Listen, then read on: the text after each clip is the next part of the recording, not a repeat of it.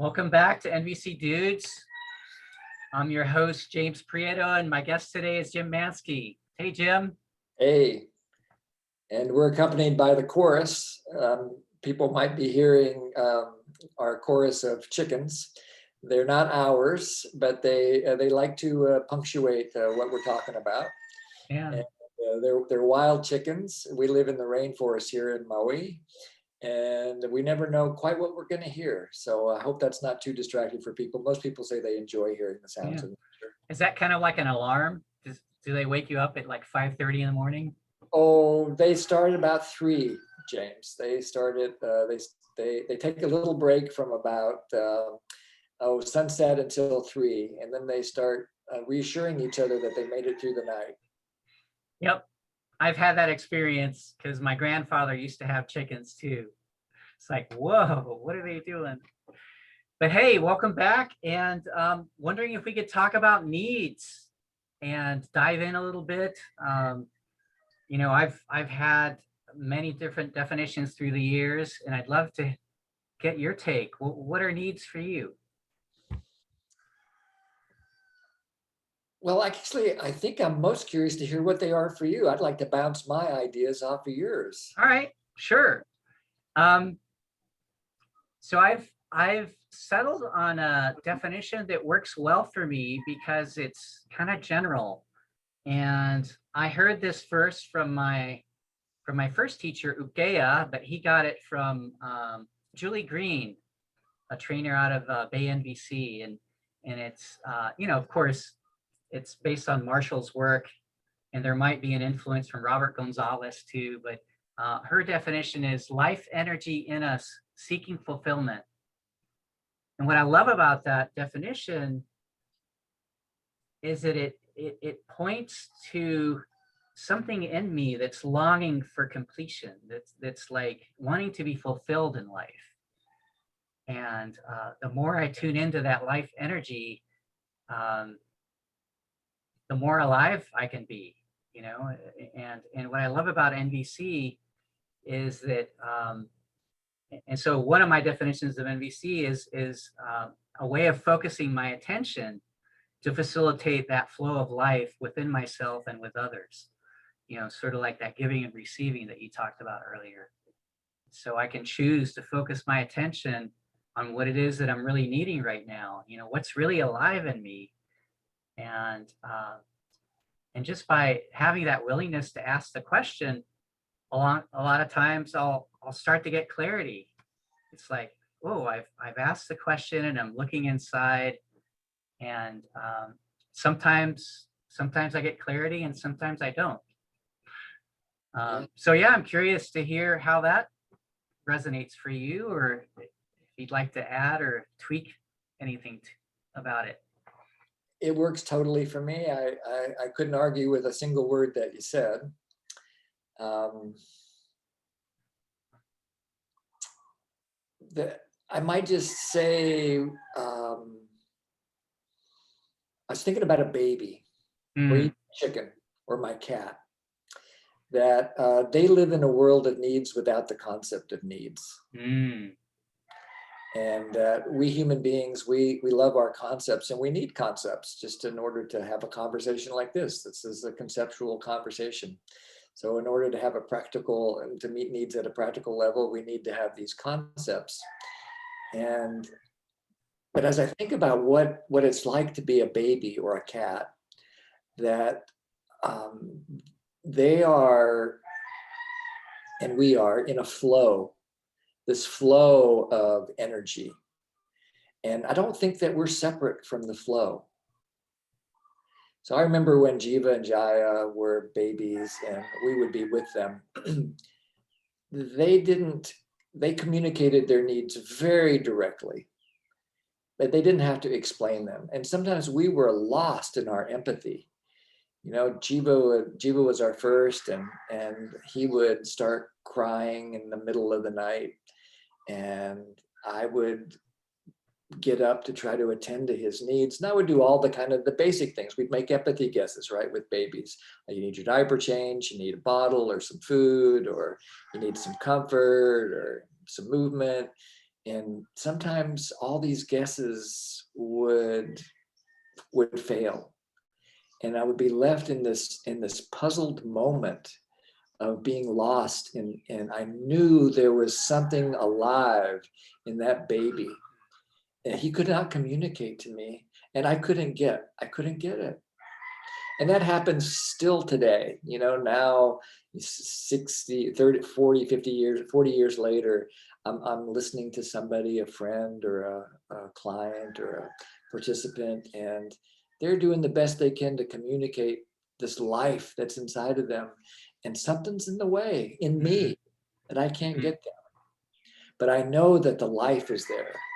So just calling needs life is almost enough for me without anything else to add to it. How do you feel hearing that? Oh yeah, I'm got tingles. I'm excited to talk. Yeah, I like what you said, that there's something in the way. And I've discovered that sometimes the words themselves get in the way.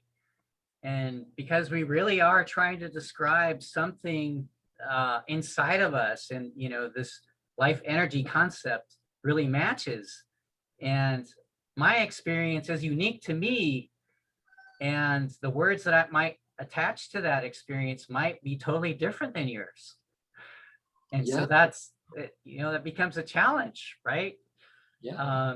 How would you know what it is that I'm feeling inside or longing for inside unless I have words to describe it? So I'm kind of at this stage in my NVC practice where I'm sort of letting go of the need words and expanding it a little bit bigger to provide for more freedom in allowing people freedom to use the words that they want to describe their life energy in them that's seeking fulfillment. Thank you. It's part of my growth and kind of a celebration, and just running into that limitation of words. And sometimes I run into a situation where someone tells me, well, hey, that's not a need, or, you know, and I guess that's a different conversation, but I think it's very related. I think it's really related, because sometimes when we're listening to one another or trying to communicate to one another, we get caught up in the rightness or the wrongness of words. And I'm really with a transformative quote from Marshall that I don't think we can remind each other of enough. And it's, never think that what you say is empathy.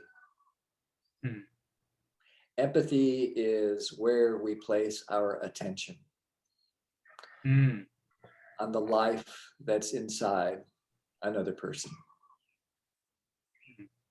That's a pretty close to the actual quote. It's probably slightly different, but it's pretty close.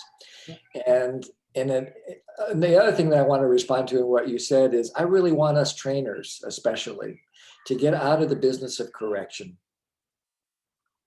That really, you know, to say to, I just, it's horrifying to me to think that I'm listening to somebody and they say a word that doesn't resonate for me as a need.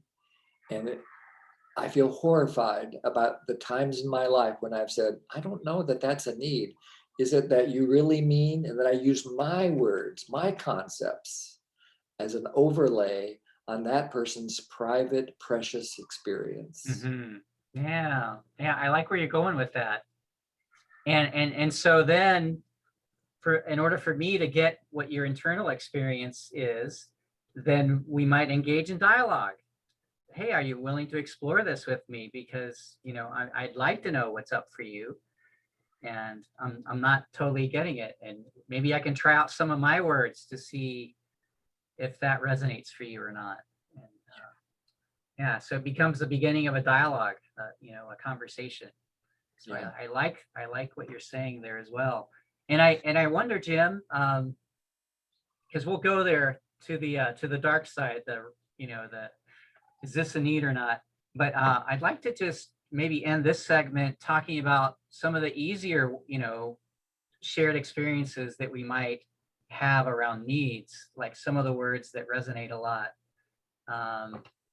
Like, for instance, beauty is one that has a lot of that I value a lot. And I got to connect with some beauty this morning, and it just fills me with life. Like, yeah. And I actually consider nature a need too. It's like, without nature, I don't think we'd be around. So I got to meet my need for nature this morning. So how about you, Jim? What are some of your favorite needs that you like to talk about? I love it when people come up with new need words. Like, Jory and I have the privilege of traveling around the world, mostly in Asia these days. And typically in an introductory session on NVC, we'll do what we call a needs harvest. We'll put a big circle up on the board and we'll ask some kind of an open-ended question like, what do you need, or what do people in this business need, or what do your family members need? And we'll start harvesting this list of needs. And they're very common words. People almost always say connection. They say love. They say the survival needs, air, and food and water and so forth. Those are all really easy to connect with. We'll often hear beauty. And one time somebody said, the sun. And that really moved me. It never showed up on a list before. But of course we need the sun. Nothing would be here in our current understanding of what it means to be alive without the sun. Mm-hmm. So what could be more basic than the sun? And I love it when people come up with new ways of describing this life energy that's inside of them that I've never thought of. I like that. I like what you just said, because it's sort of like we're discovering each other's reality, and in the process, something new is born from our connection. Yeah. And that's the kind of world I want to live in. Yeah. Yeah, exactly. It's like each of us, all 7.5 billion of us, we have something in common in that we share something like the sun, we share the earth, we share the air that we all breathe. And so this is a pointer to, I think, what might be one of the most important underlying values in nonviolent communication, which is interdependence, that we all breathe the same air. And that any word that we use to describe this life that's inside of us is an opportunity to connect. Even if it's a word that I wouldn't use. Like, I don't speak Chinese. Yeah. And so someone tells me they need I have at least one word in Chinese now. And when I first heard that, I didn't know what they meant, but I could tell they knew what they meant. And then as we explored it, I found out that I is the Chinese Mandarin word for love. And so once we found this common language, then that deepened that sense of connection. Loved hearing that, Jim. Hey, let's take a break now. So when we come back, we'll dive into some of the controversial needs. Stick around.